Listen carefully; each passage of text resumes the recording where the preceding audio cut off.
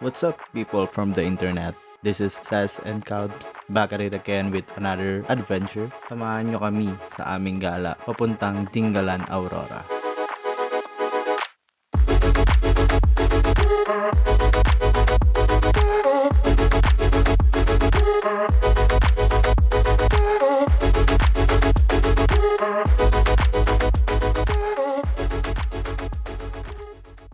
Marami nga nagtatanong kung saang lugar ba yung pinuntahan namin netong nakaraan lang. At kung paano kami nakapunta at kung magkano ang nagastos. Kaya ito, panoorin nyo ang aming video, baka masagot ang inyong mga katanungan. Alas 2 ng madaling araw, nagready kami dahil malayo-layo daw ang biyahe papuntang Aurora. At maya-maya umalis na kami para makipagkita sa mga kasama naming babiyahe papuntang Aurora. Nagkita-kita na nga lang kami sa may McDo, sa may bandang Plaridel Bypass, since along the way lang ito. At kumain na muna kami sa McDo habang naghihintay sa iba naming kasama. Alas 4 nga ng madaling araw nakumpleto na kami, kaya dumiretso na kami sa Petron para magpagas para tuloy-tuloy na ang biyahe namin papuntang Aurora. Alas 5 nga ng umaga dumating na kami sa may arko ng Nueva Ecija at nag-stop over muna kami dito para mag-picture dahil first time lang din namin dumaan dito. At nagkape na rin dahil napakaganda ng paligid dito at nakaka-relax din kahit pa. At ang next stop namin sa may Gabaldon na at dumating kami dito bandang 7:30 ng umaga at nag-picture-picture nga muna kami dito at nagpahinga dahil ang susunod na stopover namin ay sa Dingalan na.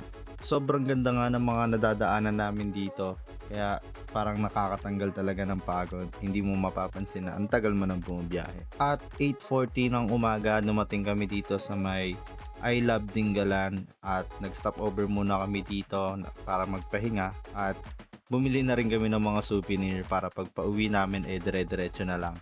After namin mamili at magpahinga, dumiretso na kami sa resort na tutuluyan namin at dumating nga kami dito sa may resort bandang alas 9 ng umaga at nagpahinga muna kami dahil meron kaming isang kasama na naiwan at susunod daw siya kaya hintayin namin muna siya bago kami gumala. Gumala-gala nga muna kami sa resort na tinuluyan namin and sadly di ko siya gaanong nire-recommend sa inyo dahil yung beach front maraming basura at hindi siya masyadong masarap langoyan or paliguan.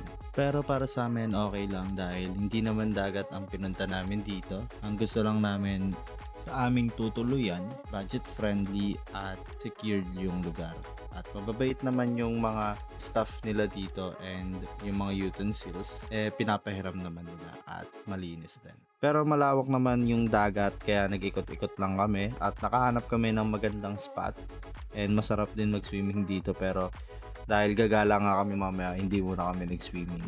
Napakaganda, ang layo ng nilalakad namin pero sulit naman dahil sobrang solid ng view at saka yung dagat sobrang linis. At ayun, dahil matagal-tagal pa yung kasama naming susunod, nagpahinga muna kami at natulog ng bahagya bago gumala. At eto na, dumating na ang aming hinihintay na kaibigan. Kaya oras na para gumala at mag-relax. Ang una nga naming pinuntahan itong Tanawan Falls. Meron nga palang entrance dito na 20 pesos at 20 pesos naman para sa parking. At gulantang nga kami kasi akala namin malapit lang ang lalakarin dahil sabi ng kuya nasa parking lot 15 minutes lang daw ang lakaran. Pero hindi naman niya sinabi na sobrang pataas pala. Kaya ito, pagod ang mga tropa. Pero ito, ine-enjoy na lang namin ang view since napakaganda ng view dito habang naglalakad. Makikita mo yung mga kabundukan sa likod mo habang naglalakad ka. Kaso nga lang sobrang init. Pero laban lang. At tumating nga kami dito sa falls. Mga around 20 to 30 minutes lang yung lakaran. Merong pataas, merong pababa. Pero pagdating naman dito sa falls, sobrang worth it lahat ng pagod dahil napakalamig. At since medyo hapon na kami dumating, hindi na masyadong madami yung tao. Kaya parang solo namin tong falls. At nagbabad-babad nga muna kami dito sa Glet dahil meron pa kaming susunod na pupuntahan. After namin maligo umakyat na ulit kami para pumunta sa aming next destination. And pababa nga nag-tricycle na lang kami since naggagabi na. baka hindi na kami umabot sa susunod naming pupuntahan, which is yung Batanes of the East. At ito, papunta na nga kami sa Batanes of the East, and sa grotto sana kami pupunta, kaso ito nga, hindi kami umabot dahil hanggang 5 lang pala sila. Buti na lang may nakakita sa aming tour guide at inalok kami sa ibang view deck, which is etong Pacific View Deck. Sobrang solid nga dito, talagang matatanggal lahat ng hinanakit ko sa buhay. Pwede mong isigaw, walang manununtok sa'yo. Hindi, joke lang. So, nagikot-ikot nga kami dito, talagang solid. Lahat ng spot nakaka-relax. Kaya nagpicture-picture lang kami at nag-sightseeing dito sa Pacific View Deck.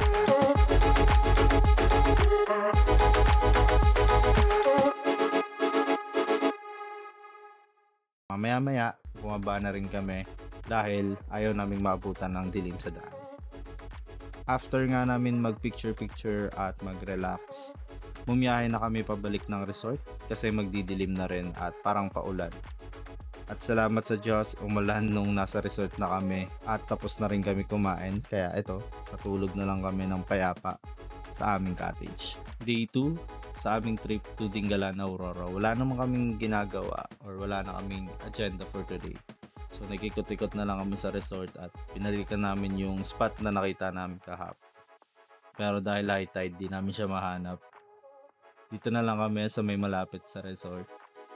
Meron namang spot na malinis, wala masyadong basura. Kaya naligo na rin muna kami. Dahil mamaya-maya mabiyahe na kami pabalik na Maynila para sa aming kanya-kanyang trabaho.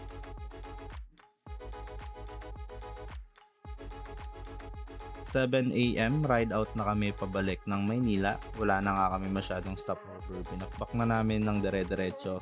Wala nang pansinan. Kaya nakauwi kami bago mag-12 ng tanghali. So ito, nagpa-car wash muna ako dahil masyadong nakawawa yung baby ko sa mahabang long range na ginawa namin. Para diretso pahinga na rin kami pag-uwi. At ayun lang, kung umabot ka sa dulo ng video na to, maraming salamat sa panonood. Kita-kits ulit sa susunod naming adventure. And make sure to like and share ang aming videos. And follow our social media for more updates.